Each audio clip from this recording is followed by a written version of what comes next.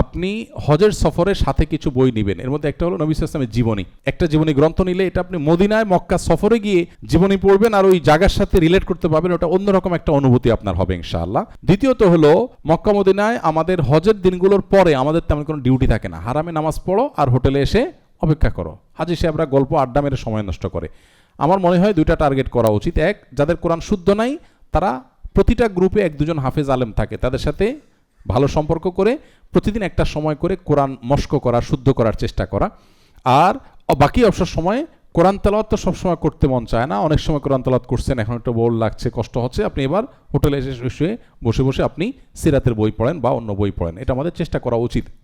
আমাদের সদ্য প্রকাশিত ইমানের অপরিহার্য পাঠ, ইমানের অনেক গুরুত্বপূর্ণ মৌলিক বিষয় আমরা জানি না, যে ইমান আমাদের আইডেন্টিটি, ইমান না থাকলে কোনো হজও কবুল হবে না, সে সম্পর্কে আমাদের জানার সুযোগ হয় না। তো এই সম্পর্কে আমাদের সদ্য যে প্রকাশিত বইটা, এটা আপনার সাথে থাকতে পারে। আব্দুল্লাহ জাহাঙ্গীর রহমাল্লাহর যে বইটার কথা বলেছিলাম আমি, হজের আধ্যাত্মিক শিক্ষা, এটা আপনার কাছে থাকতে পারে।